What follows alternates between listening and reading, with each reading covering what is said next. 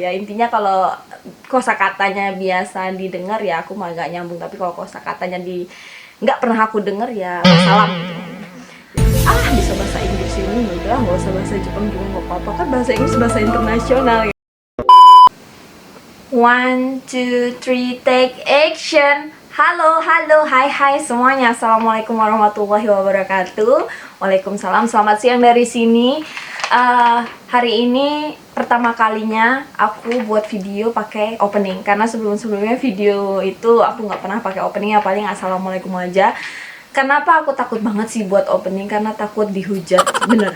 Soalnya takut, ketika aku buat opening assalamualaikum teman-teman, jadi nanti mirip youtuber terkenal. Ya Allah, kalau aku kesaingan dengan dia nggak mungkin lah, ya Allah, segininya doang kayak gitu kan. Jadi aku takut banget yang namanya buat opening.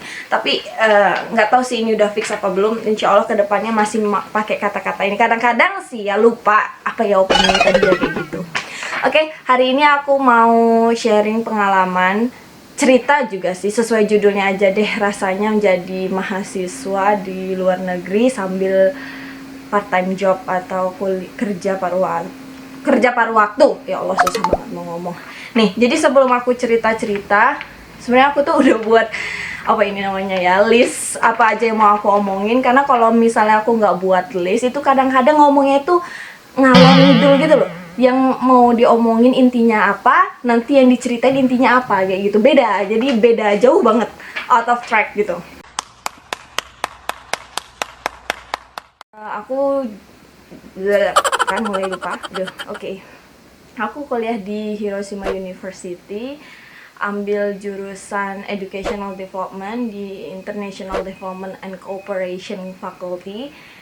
Ini tahun kedua aku kuliah di sini. Insya Allah ini menjadi semester terakhir, karena sekarang aku lagi buat tesis untuk tugas akhir atau syarat kelulusan. Doain ya, semoga prosesnya lancar, karena ini first time aku ngambil mixed method penelitianku. Karena sebelumnya di S1 aku cuma ngambil kualitatif, dan ini pertama kalinya aku mix, dan pertama kalinya juga aku belajar statistik. Sebenarnya di S1 udah belajar statistik, cuma karena duduknya di belakang, tau sendiri ya, mahasiswa duduknya belakang itu pasti mahasiswa yang terbelakang juga enggak bercanda enggak, karena memang dulu tuh nggak ada ketertarikan di kuantitatif sebenarnya, dan sekarang dituntut untuk belajar dan harus bisa mulai jadi berarti benar-benar mulai dari awal aku tuh belajar statistik. Kok jadi cerita statistik ya? Oke, lanjut. Terus Mbak, Jepang bagian mana ya? Sebenarnya ini bukan pertanyaan sih, aku buat list pertanyaan sendiri. Kenapa kok aku kesannya kayak Q&A ya? Diam! Oke, next. Aku Jepangnya di Higashi Hiroshima. Jadi dari Hiroshima City itu sekitar 1 jam ya kalau naik bus. Naik bus 1 jam, naik mobil juga sekitar situ, naik kereta ya juga sekitar situ. Pokoknya gitulah ya. Dari Hiroshima City 1 jam.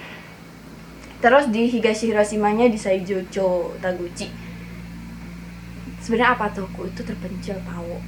Naik gunung, melewati lembah, sungai mengalir indah gitu. Pokoknya dari kampusnya yang di Higashi Hiroshima itu ke Apatoku itu cuma 2 kilo, cuma karena beda bukit, itulah tantangannya. Jadi setiap hari aku bakal nanjak bukit, turun bukit, seperti itu. Sistem kuliah di Jepang gimana ya? Sama sih seperti kayaknya di Indonesia, karena waktu itu aku S1-nya di Jogja. Sistem kreditnya sama ya, SKS, 2 SKS, waktunya juga sama. Yang beda sini sih term ya, jadi nggak pakai semester. Kalau waktu awal-awal kuliah, 1 semester awal itu masih pakai semester, terus pas udah semester selanjutnya itu ada pergantian, jadi pakai term. 1 tahunnya itu ada 4 term, term 1, term 2, term 3, term 4 kayak gitu. Dan kuliahnya jadinya dipadetin kayak gitu. Yang seharusnya 2 SKS 1 mata kuliah jadi 4 SKS untuk 1 mata kuliah, tapi hanya 1,5 bulan, karena termnya itu 1,5 bulan. Nanti kalau 1 semester kan 1,5 bulan atau 2,5 bulan ya, aku lupa sih, karena aku cuma 1 semester sih ngikutin term-term kayak gitu. Pokoknya tapi ya kayak gitulah intinya.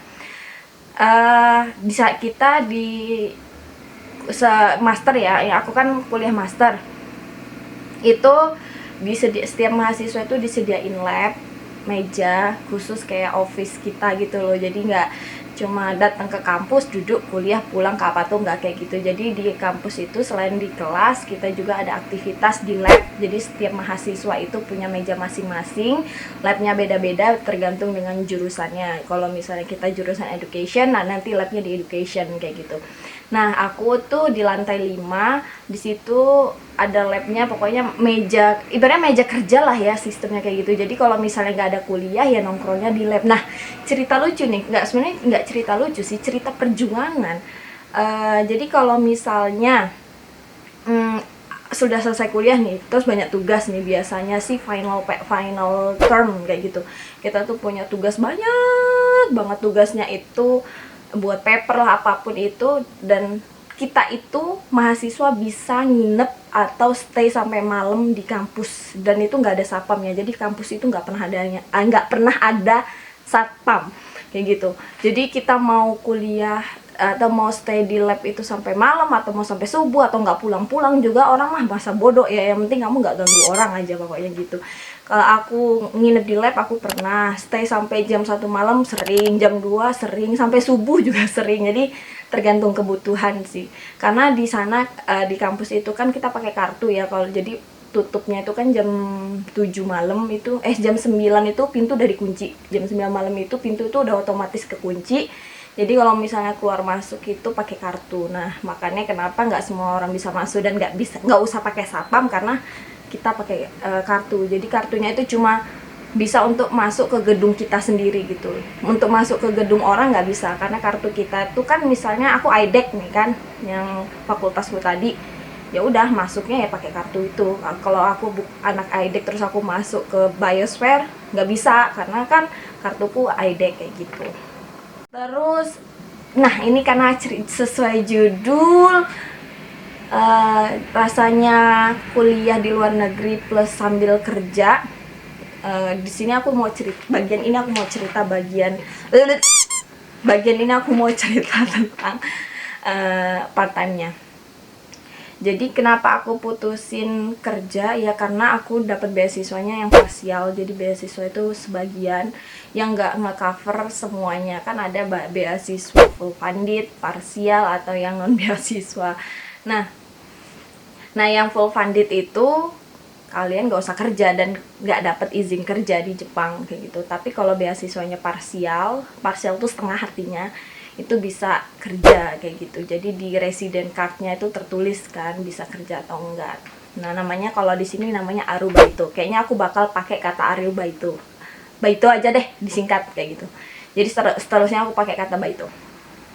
Nah, aku tuh sambil baito. Kenapa? Karena beasiswanya tadi nggak nge-cover semuanya. Jadi beasiswa aku tuh pertama itu yang dapatnya yang 48.000 sebulan, dan sekarang alhamdulillah dapat yang 100.000 sebulan. Tapi tetap kita masih bisa kerja walaupun beasiswa kita udah naik kayak gitu kan. Nah, kerjaku itu di pabrik makanan.